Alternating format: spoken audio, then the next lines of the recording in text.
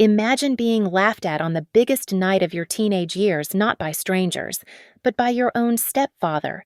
Imagine your family joining in, mocking instead of protecting, never knowing the truth that one day you'd hold $74 million in your hands. Would you forgive them, or would you cut them off forever? This is my story of how a second-hand prom dress became the catalyst for the sweetest revenge, and why some bridges are meant to burn.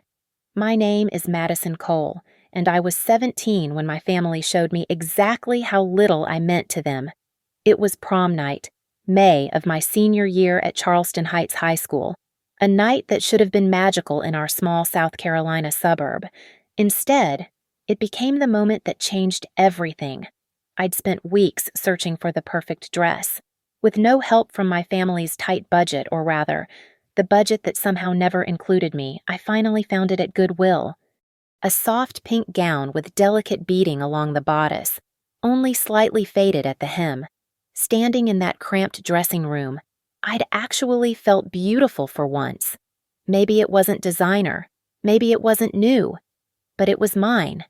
The house smelled of Elliot's beer and my mother's cigarettes when I started getting ready that evening. My stepfather had been home since 3 in the afternoon, planted in his recliner, watching sports. My half-siblings, Trevor and Ashley, were sprawled on the couch, scrolling through their phones. Mom was in the kitchen, talking loudly on the phone with her sister about some neighborhood drama. I did my own makeup in the tiny bathroom mirror, hands trembling slightly as I applied mascara. No one offered to help. No one even asked to see the dress. It was like any other day, except I was preparing for one of the most important nights of my teenage life.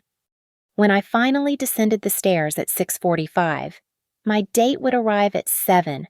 I held my breath. Maybe, just maybe, this would be the moment my family saw me differently. The wooden steps creaked under my careful steps in the silver heels I'd borrowed from a friend. Elliot looked up first. His eyes scanned me from head to toe, and then his mouth twisted into that familiar smirk I'd grown to hate over the 8 years he'd been married to my mother. "Jesus Christ, Madison," he laughed, loud and harsh. "Looks like a curtain wrapped around you. Did you get that from somebody's garbage?" The words hit me like physical blows.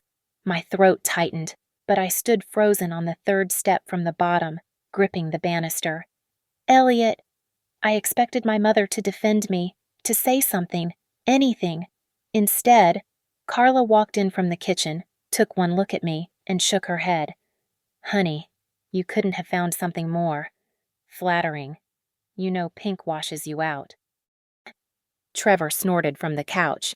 "She looks like one of those toilet paper dolls Grandma used to make." Ashley didn't even look up from her phone but added, "At least nobody from my grade will see you. That would be social suicide."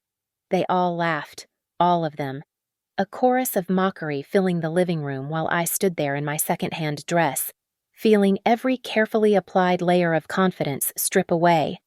The beading that had seemed elegant an hour ago now felt cheap.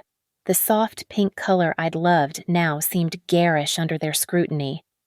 "It's vintage," I managed to whisper, my voice cracking. "Vintage." Elliot slapped his knee. "That's what they're calling hand-me-downs now your mother wore better to her first wedding, and that was at the courthouse." I wanted to run back upstairs, to tear off the dress, to disappear. But the doorbell rang, and there stood Marcus, my date, looking handsome in his rented tux, holding a corsage that suddenly seemed too beautiful for my worthless wrist. "You look amazing," he said, but his words couldn't penetrate the wall of humiliation my family had built around me. As I walked out the door, Elliot called after me, "Try not to embarrass yourself too much. Curtain girl." Their laughter followed me to Marcus's car. I sat in the passenger seat, staring straight ahead, my eyes burning with unshed tears. Marcus asked if I was okay, but I just nodded, unable to speak. The prom itself blurred by. I smiled in photos, danced when required, but inside I was replaying that moment over and over, the way they'd looked at me, the way they'd laughed, the way not one person in that house had thought to protect me or build me up on what should have been a special night. When Marcus dropped me off at 11:30 that night, the house was dark except for the TV's glow. I crept upstairs, closed my bedroom door, and finally let the tears fall. I sat on my bed in that pink dress, mascara streaming down my cheeks, and made myself a promise. One day, I would be somebody. One day, I would have more money than they could dream of. And one day, I would make them understand what it felt like to be deemed worthless by the people who were supposed to love you most. That was the night Madison Cole truly began. The morning after graduation, I packed everything I owned into 2 suitcases and a backpack. No fanfare, no goodbye breakfast, no tearful family send-off. Carla was still asleep when I left at 5:30 a.m., and Elliot's snores echoed from their bedroom. I'd saved $800 from my part-time job at the mall, enough for a bus ticket to Columbia and maybe 2 months of survival if I was careful. The first year nearly broke me. I found a cramped studio apartment with 3 other girls. My bedroom, a mattress behind a curtain in what used to be a dining alcove. $400 a month, utilities included, roaches free of charge. I enrolled at Midlands Technical College because it was all I could afford, taking night classes in business and accounting.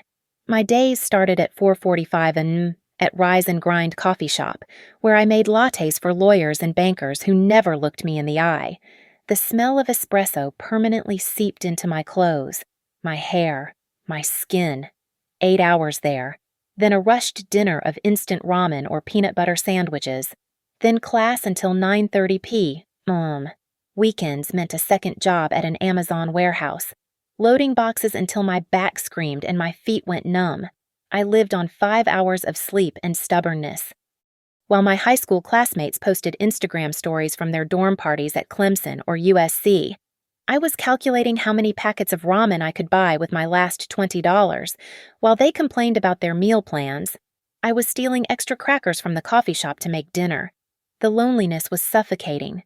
Some nights, lying on that thin mattress, I could hear my roommates laughing with their friends in the living room, and I'd wonder if I'd made a terrible mistake. Maybe I should call home. Maybe I should apologize for leaving, beg for help. But then I'd remember Elliot's laugh. Curtain girl. The way they'd all joined in, like my humiliation was the best entertainment they'd had in years. My anger would reflare, hot and purposeful, burning away any weakness. I studied obsessively, not just my college courses, but everything I could find about finance, investing, technology. The public library became my second home. I read every business book, watched YouTube tutorials on coding, studied market trends on finance websites. My roommates thought I was crazy, staying up until 2 a.m. with library books spread across my mattress, taking notes by the light of my phone. The turning point came 18 months in. My accounting professor, Dr. Williams, noticed me always staying after class with questions. One evening, she pulled me aside. "Madison, you're one of the sharpest students I've had in 20 years, but you look exhausted. What's going on?" I broke down, told her everything, the 2 jobs, the struggle to pay for classes, the family I'd left behind. She listened, then made a call. The next week, I had an interview for a paid internship at a financial consulting firm downtown. 20 hours a week, $15 an hour. It meant I could quit the warehouse job. The firm was small, just 12 people, but they worked with tech startups. I absorbed everything like a sponge. I learned how venture capital worked, how to read pitch decks, how to spot potential in raw ideas. My boss, James Morrison, became an unexpected mentor. He'd grown up poor too, built his success from nothing. "Hunger makes you sharp, Madison," he told me once, reviewing a market analysis I'd prepared. "People who've never been hungry don't understand what it really takes to survive." 3 years passed this way. Coffee shop mornings, internship afternoons, classes at night. I upgraded from ramen to actual vegetables, moved from the curtained corner to a studio apartment with an actual door. Small victories that felt enormous. My family never called, not once. I heard through Facebook that Trevor had gotten arrested for a DUI, that Ashley had dropped out of community college, that Elliot had been laid off from his construction job. Part of me felt vindicated. Part of me felt nothing at all. On my 21st birthday, I sat alone in my studio apartment with a cupcake from the grocery store. No calls, no texts from family. My coworkers had signed a card, and James had given me a bonus that let me pay off my credit card. I stared at that single candle and made the same wish I'd made in that pink dress 3 years earlier. Success would be my revenge. Money would be my vindication.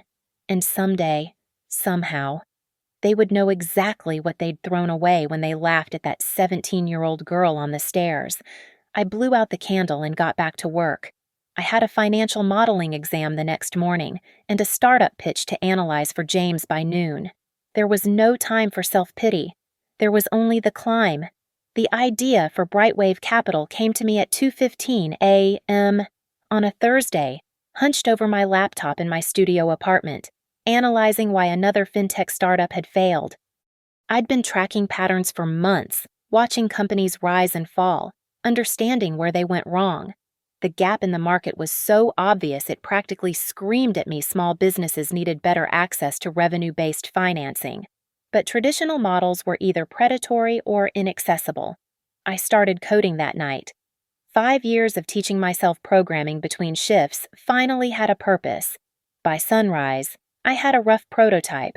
By the end of the week, I had a business plan. James reviewed it over lunch, his expression unreadable as he flipped through my pages. "This could work," he said finally. "But you need capital, at least $50,000 to start." 50,000 might as well have been 50 million. I had maybe 3,000 in savings, the result of 5 years of rice, beans, and walking instead of driving. But I'd learned something crucial from watching all those startups. Sometimes the best investors are the ones who've been overlooked themselves. I pitched to anyone who would listen.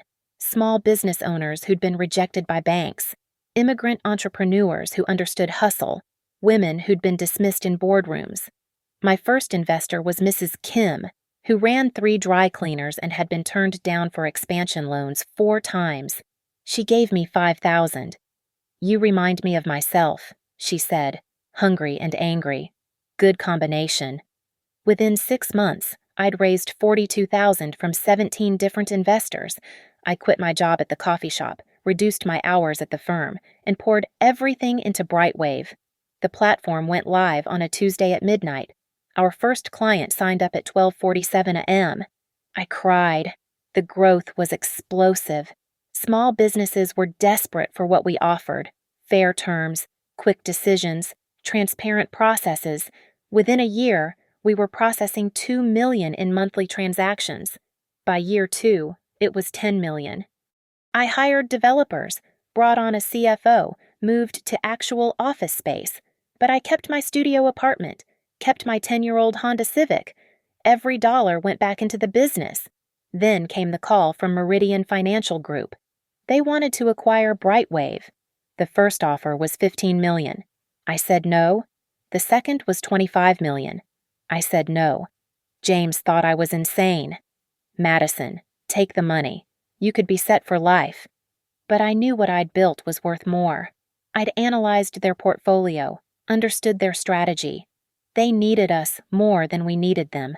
The dance went on for 3 months. Lawyers, negotiations, sleepless nights. They tried to lowball me, tried to intimidate me, tried to go around me to my board. The final offer came on a Friday afternoon in September. $74 million, $60 million cash, $14 million in stock options. My lawyer read the terms while I sat perfectly still, my hands folded in my lap to hide their shaking. "Madison," he prompted. "What do you think?" "I'll take it." The wire transfer hit my account on October 15th at 3:22 p.m. I was sitting in my car in a Walmart parking lot, having just bought groceries, still shopping sales, still clipping coupons. Old habits dying hard. The banking app notification popped up on my phone. Transfer received $60,000. My hands went numb. I stared at the screen, counted the zeros again, and again, and again. A woman walked by with her kids, probably struggling to make ends meet like I had for so many years, and I wanted to tell her it was possible, that you could go from stealing crackers to survive to having more money than you could spend in a lifetime. Instead, I sat there in complete silence for 20 minutes. No one to call, no family to celebrate with. My success had been built in isolation, and now its culmination was just as lonely, but there was something pure about that loneliness, something honest. This was mine. Every dollar, every zero, every bit of it was earned without their help, despite their mockery. I drove home to my studio apartment, the same one I'd kept through everything. Sat on the same second-hand couch where I'd written the first code for Brightwave, opened my laptop and looked at the bank balance again. Still real, still there. Then I pulled up Facebook for the first time in 2 years, found my mother's profile. The most recent post was asking for prayers because they might lose the house. Elliot had been unemployed for 8 months. Ashley was pregnant with her second kid. No father in sight. Trevor was in rehab. They looked older, defeated. The same people who'd laughed at me in my pink dress were now drowning in their own failures. The universe had a sense of humor after all. I closed the laptop and made myself a cup of instant coffee, same brand I'd been drinking since college. Tomorrow, I'd start planning. Tonight, I just wanted to sit with the reality that Madison Cole, the girl in the curtain dress, was worth $74 million, and they had no idea. The call came on a Wednesday evening in March, almost 10 years to the day since I'd left Charleston. I was in my new apartment in Atlanta, still modest by millionaire standards, but a palace compared to my old studio. The caller ID showed Mom. My finger hovered over the decline button, but curiosity won. Madison baby, is that you? Carla's voice sounded older, raspier. Too many cigarettes, too many years. Hello, Mom. Oh, thank God I've been trying to find your number for months. Had to get it from your old roommate on Facebook. How are you? Sweetheart. Sweetheart. The word sat wrong in my mouth, like food gone bad. She hadn't called me sweetheart since before Elliot came into the picture. I'm fine. What do you want? Mom. A pause. I could hear her lighting a cigarette, the familiar flick of the lighter. Can't a mother call to check on her daughter? It's been so long. Madison, we've all missed you so much. I almost laughed. Really? That's interesting, considering this is the first time anyone's contacted me in nearly 10 years. Well, you left without a word. We didn't know how to reach you, where you went. I left my email. My phone number didn't change for the first 3 years. You knew exactly how to reach me. Another pause. Longer this time. Then her voice changed, became smaller, more desperate. You're right. I should have been better. But Madison, we're family. And right now, baby, your family needs you. There it was. The real reason for the call. Elliot lost his job over a year ago. The construction industry just isn't what it used to be, and with his back problems, we're behind on the mortgage. 6 months behind. They're going to take the house next month if we can't come up with $12,000. I stayed silent, letting her words hang in the air. Trevor's doing better now. He's out of rehab. But the bills. And Ashley. She's got 2 babies now, living with us because their father disappeared. We're drowning. Madison. I wouldn't ask if we had any other option. What about Elliot's family, his brother with the car dealership? They won't talk to us anymore. There was a falling out, money stuff. Please, baby. Even just a few thousand would help. I know you're doing okay now, working at some company in the city. Your old roommate said you had a good job. A good job. They thought I was middle management somewhere, maybe making $60,000 or $70,000 a year. The irony was delicious. I need to think about it, I said finally. Oh, Madison, thank you. I knew you were still our good girl. When can we see you? We could drive up to Atlanta. I'll let you know. But I hung up. Over the next 2 weeks, she called 17 times. Left voicemails that progressed from sweet to desperate to angry. Elliot even called once, his voice gruff and dismissive. Your mother's worried sick. Madison, Least you could do is help out after everything we did for you. We put a roof over your head for years. Everything they did for me. The roof over my head that came with daily humiliation. The food on the table served with a side of mockery. The family that had laughed at a 17-year-old girl in a second-hand dress on what should have been a magical night. I did my research, found the public records for their house, purchased for $120,000, now worth maybe $90,000 in its current condition. Discovered Elliot had been fired for failing a drug test, not laid off. Learned that Trevor's rehab was court-mandated after his third DUI. Read Ashley's GoFundMe page, full of lies about her ex being a veteran who'd abandoned them, when really he was a dealer she'd met at a party. They were exactly who they'd always been, just with more consequences now. The calls kept coming. Text messages, too. Pictures of the foreclosure notices. Photos of Ashley's kids. Your nephew and niece. Carla wrote, as if I had any connection to children I'd never met. Screenshots of the bills piling up. Then came the Facebook messages from Ashley. Must be nice to abandon your family and live your perfect life while we suffer. And from Trevor. Always thought you were too good for us. Guess you proved it. But the best one came from Elliot. Sent from Carla's account, real family sticks together. But you were always more interested in playing dress-up and pretending to be something you're not. That pink curtain dress should have told us everything about who you really are. That message made my decision easy. I sat at my computer, looking at my bank balance. $74 million, growing every day from investments. I could pay off their house with what I earned in interest in a single week. Hell, I could buy the entire neighborhood. But they didn't deserve a penny. Not 1 cent of money earned from the girl they'd tried to break. I typed out a simple response. I'll come visit. Let's have dinner. Carla's reply was instant. Yes, when we're so excited to see you. Next Sunday, I'll drive down. What they didn't know was that I wouldn't be coming to save them. I was coming to show them exactly what they'd lost when they laughed at that teenage girl on the stairs. The curtain girl was about to take center stage. I pulled up to the house at exactly 6 p.m. on Sunday, driving a rented Toyota Camry instead of the Mercedes I'd bought myself last month. No need to show my hand too early. The house looked worse than in the photos, paint peeling, gutters sagging, lawn overgrown, the American dream in decay.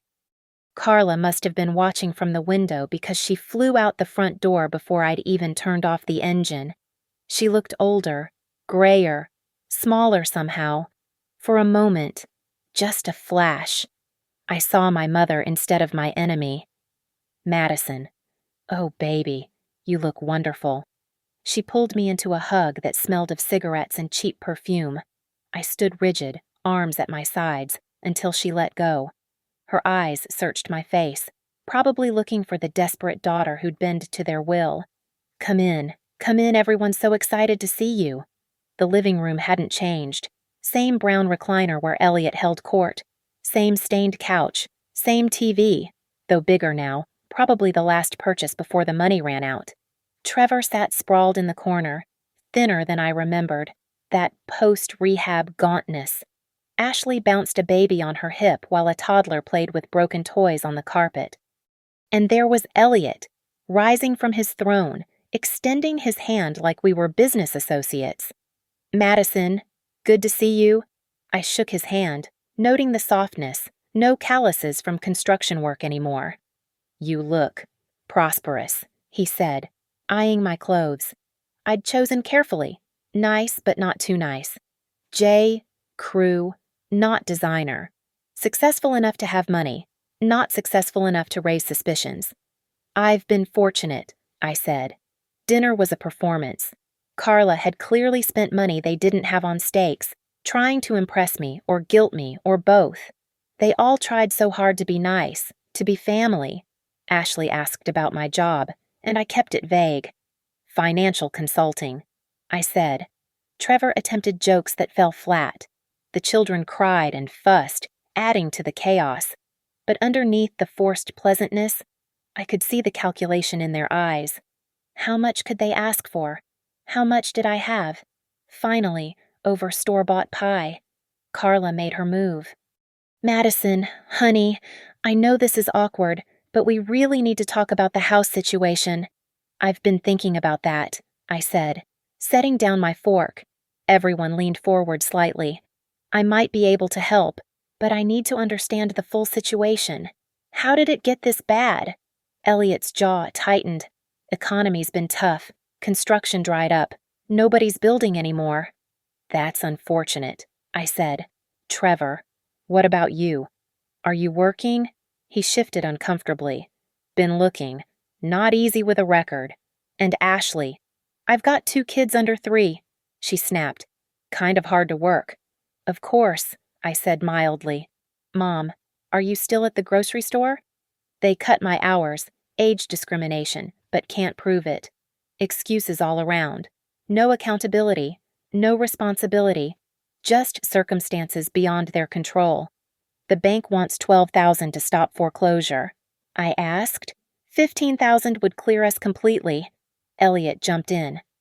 Give us a fresh start. That's a lot of money. Not for someone doing as well as you, he said, and there was an edge to his voice now, the same tone he'd used when he'd called me curtain girl. You know, I said slowly.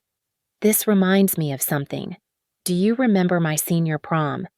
The room went still. That was so long ago, Carla said quickly. 10 years this May. I wore a pink dress. Remember what you said about it. Elliot. His face reddened slightly. Kid stuff. Ancient history. Looks like a curtain wrapped around you. That's what you said, and everyone laughed. Madison, that was. And Mom, you said pink washed me out. Trevor called me a toilet paper doll. Ashley worried I'd embarrass her. Silence. Ashley wouldn't meet my eyes. Trevor studied his hands. That's when I knew, I continued, that I was on my own, that my family would never support me, never protect me, never believe in me. It was actually a gift, that moment. It freed me. We were just joking, Elliot muttered. No, you were showing me who you really were. And now, 10 years later, you're showing me the same thing. You don't want me. You want my money. That's not true, Carla protested. We love you, Madison. When did you love me? During the 10 years of silence, when you mocked me on one of the most important nights of my teenage years, when you made me feel worthless in my own home. I stood up, pulling on my jacket.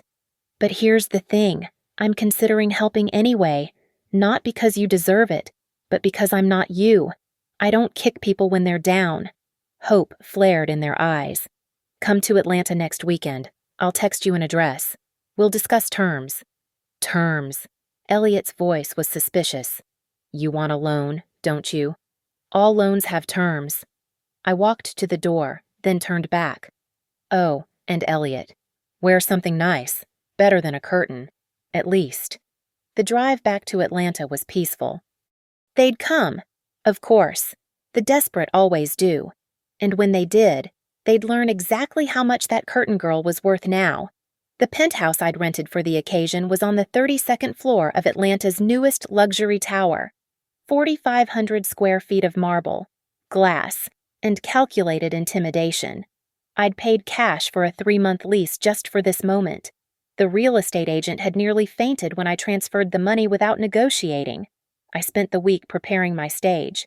Had documents printed and framed, stock certificates, bank statements with strategic portions visible, a Forbes article about Brightwave's acquisition, placed them casually but visibly around the space. A chess set worth more than their house sat on the coffee table. The keys to my Mercedes lay carelessly on the marble counter. Saturday arrived gray and drizzling.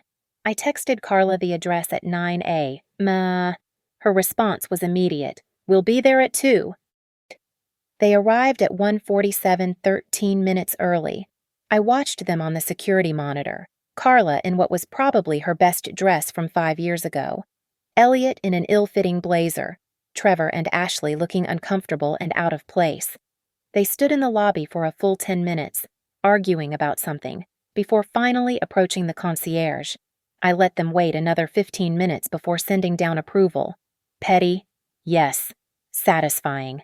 Absolutely. The elevator opened directly into my penthouse. I stood at the windows, back to them, looking out at the Atlanta skyline. Let them take it in, the space, the view, the wealth. Madison. Carla's voice was small, overwhelmed. I turned slowly. Welcome. Their faces were a symphony of shock. Ashley's mouth actually hung open. Trevor kept blinking like he was trying to wake up. Elliot's face cycled through confusion, suspicion, and finally, a dawning greed. This is your place, Carla whispered. One of them, I said casually. Please, sit. They perched on the edge of the white leather sofa like they might contaminate it. I remained standing, establishing the power dynamic. I had my lawyer draw up some papers, I began, gesturing to a folder on the table. Terms for a potential loan. Elliot reached for it eagerly, then stopped. Madison, this place. What kind of consulting do you do exactly? The profitable kind. But how can you afford? We're not here to discuss my finances. We're here to discuss yours. I picked up the folder, pulled out a single sheet.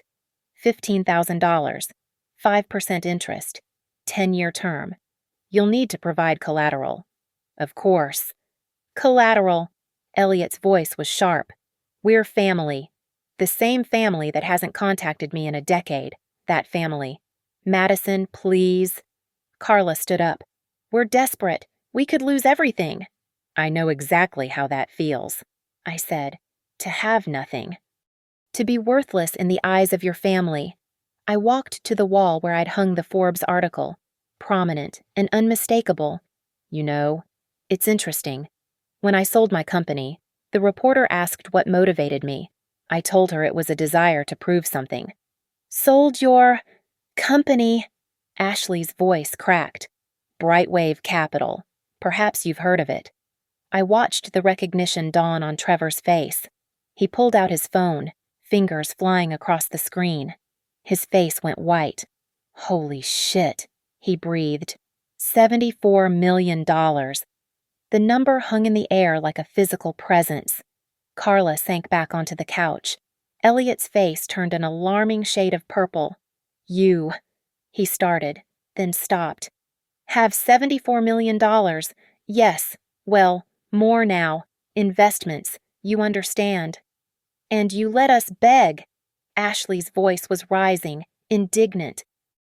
You let us grovel for $15,000 when you have millions. The way you let me stand on those stairs in my second-hand dress while you all laughed, that was different. Was it? Tell me, Ashley, how was it different? Because I was just a teenager who wanted to feel special for one night, because I had no power to fight back. I moved to the window again, looking out at the city. You know what I love about money. It reveals character. Poor people with good character become generous when they get money. Poor people with bad character become worse. So you're punishing us, Carla was crying now. Your own family. Did you protect me when I was vulnerable? Did you build me up when I needed support? Did you even check if I was eating during those years I was alone? Silence. I'll tell you what, I said, turning back to them. I'm willing to pay off your house, in full, free and clear. Hope sparked in their eyes again, on one condition. Anything, Elliot said quickly. Admit what you did was wrong. Admit that you failed me as a family. And apologize. Genuinely. Each of you. The room was quiet except for the rain against the windows. I waited. This was it. Their chance at redemption. At $15,000. At saving their home. All they had to do was show a shred of humanity. Elliot stood up. You want us to grovel to beg forgiveness for a joke from 10 years ago while you sit here in your tower with your millions. It wasn't a joke to me. You were always too sensitive. He spit. Too good for us. Look at you now, proving it. We don't need your money, Ashley added, though her voice shook. We'll figure it out ourselves. Like you always have, I asked mildly. Carla was still crying, but she stood too. Madison, please, be reasonable. I am being remarkably reasonable. I'm offering you $15,000 in exchange for an apology. That's $5,000 per. I'm sorry. More than most people make in a month. But pride, that useless, expensive pride, won. They gathered their things, Elliot muttering about ungrateful daughters and blood being thicker than water. As they waited for the elevator, Carla turned back one last time. I'm sorry, she whispered, but it was too late, and we both knew it wasn't for the right reasons. 3 days after they'd stormed out, the calls started again. Carla first, then Ashley, even Trevor. But not Elliot. His pride was still stronger than his desperation. I didn't answer any of them. Instead, I prepared for the final act.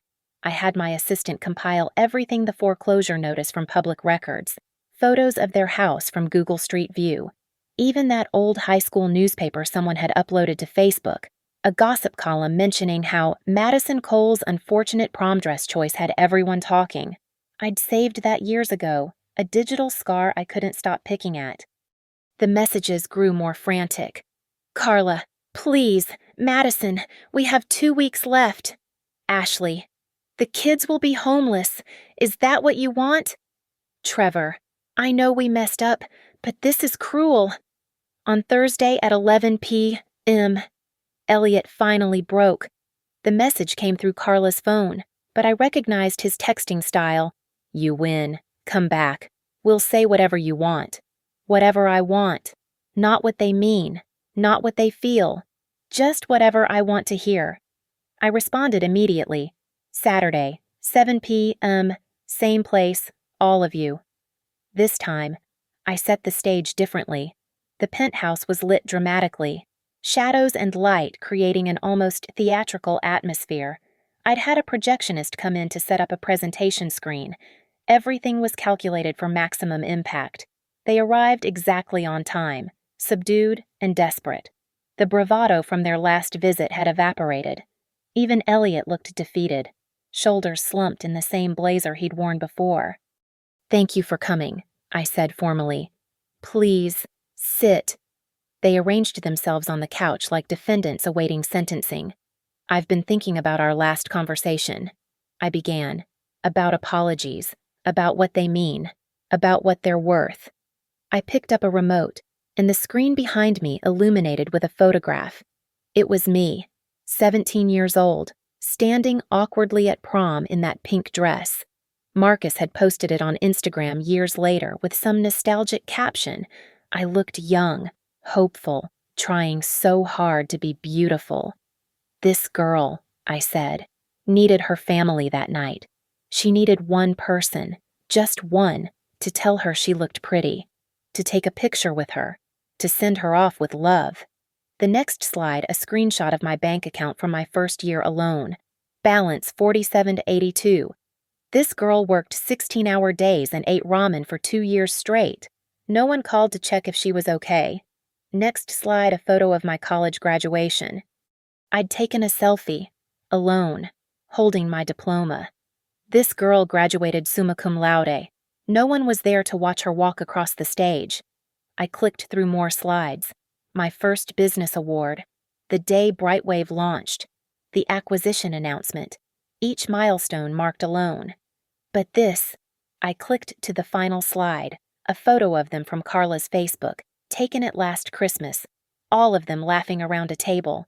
This is what family looks like for you. When I wasn't there, I turned off the screen and faced them in the dim light. So here's what's going to happen. I've already had my lawyer draw up the papers. I will pay off your mortgage in full. $120,000. Carla gasped. Ashley grabbed Trevor's hand. Additionally, I'll put $50,000 in a trust for Ashley's children's education. I'll pay for Trevor to get proper job training. I'll cover Mom's medical insurance until she qualifies for Medicare. Tears were streaming down Carla's face now. All told, about $200,000. Even Elliot's eyes widened at the sum. But, I held up a finger, you will sign a contract. You will never contact me again. Ever. No calls, no texts, no emails, no social media contact. If you violate this even once, you'll owe me back every penny with 20% interest. Madison, Carla sobbed, you're our daughter. No, I was your reminder that you'd settled for less. I was Elliot's proof that he'd inherited someone else's problem. I was competition for Ashley and an annoyance for Trevor, but I was never your daughter, not when it mattered. I pulled out the contracts, thick legal documents that would sever us forever. Sign, and you keep your house. You get your fresh start. You get everything you need, but you lose me forever. This is insane, Elliot said, but his hand was already reaching for the pen. No, this is business, and I'm very good at business. Ashley signed first, quickly, like she was afraid I'd change my mind. Trevor followed. Carla's hand shook so badly she could barely write her name. Elliot was last. He looked up at me, and for just a moment, I saw something in his eyes, not regret exactly, but recognition. He'd created this. That night on the stairs, he'd lit a fuse that had burned for 10 years. That dress, he said quietly. It actually looked nice on you. Too little. Too late. We both knew it. He signed. I collected the contracts, placed them in my briefcase. The funds will be transferred Monday morning. The house will be paid off by end of business. The trusts will be established within the week. I walked to the elevator and pressed the button. Madison, Carla called out one last time. Was it worth it? The money? The success? Was it worth losing your family? The elevator doors opened. I stepped inside and turned to face them one last time. I didn't lose my family tonight. Mom. I lost them 10 years ago on a staircase in Charleston. Tonight, I just paid them back. The doors closed on their faces, shocked, broken, wealthy, and gone. The elevator descended in silence, 32 floors of gravity pulling me away from them forever. By the time I reached the parking garage, my phone was already buzzing with their attempts to process what had just happened. I turned it off. The contracts were clear. No contact meant no contact. Starting now. I drove myself home to my real apartment, the one they'd never seen, the one that actually felt like mine.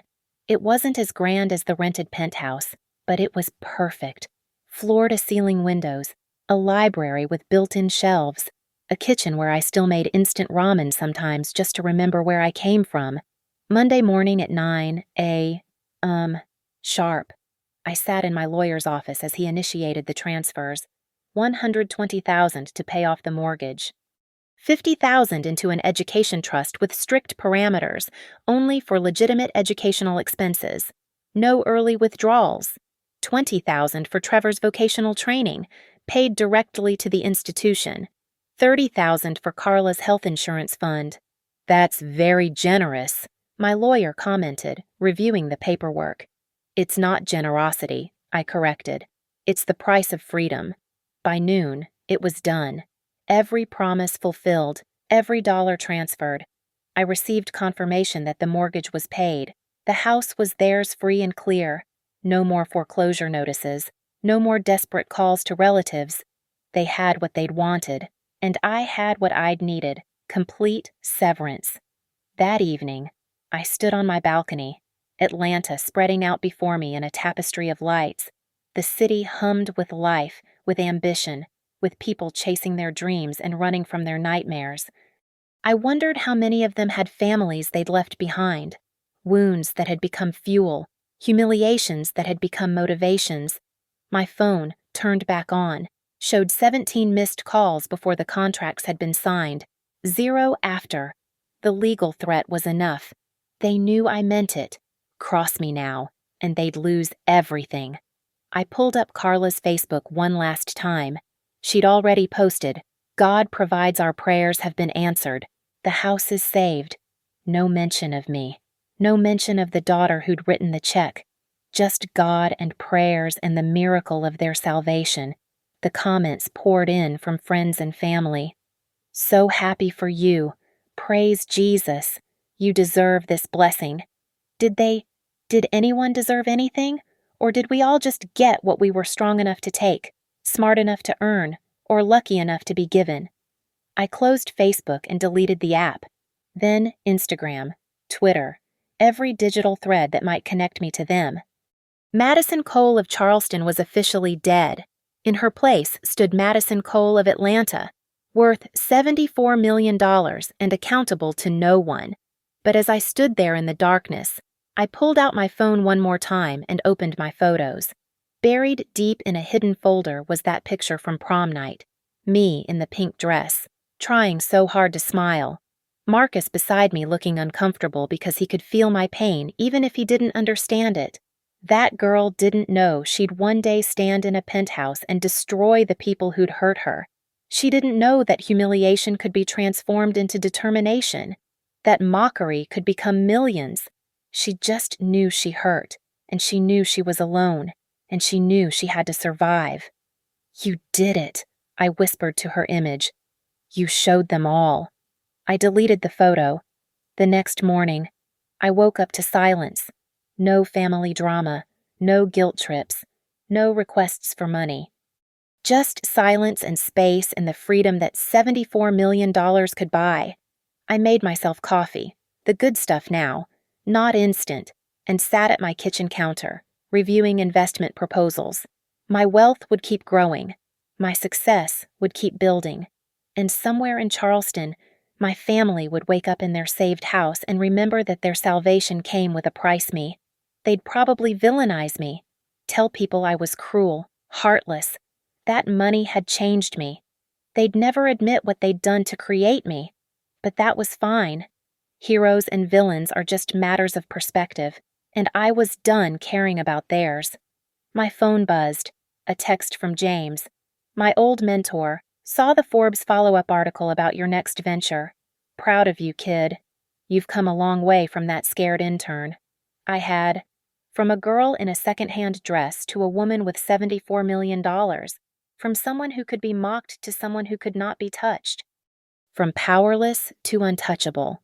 I raised my coffee cup to the morning sun streaming through my windows, toasting myself, toasting that girl on the stairs, toasting the revenge that had taken 10 years to serve but had been worth every cold, hungry, lonely minute. The dress had looked like a curtain, Elliot had said. He was wrong. It had looked like wings, and I just hadn't learned to fly yet. Now I soared above them all, and I would never, ever come back down. Some bridges are meant to burn. Some families are meant to lose. And some girls in pink dresses are meant to become dragons. This dragon's story ended here, in the ashes of what never really was, counting gold that was entirely her own. Thank you so much for listening to my story. I'd love to know where in the world you're listening from right now. Drop a comment below and let's connect. If this story resonated with you, please subscribe to the channel and share your thoughts. Have you ever had a moment where someone's mockery became your motivation? I'd love to hear your own stories of triumph. Remember, sometimes the best revenge truly is massive success.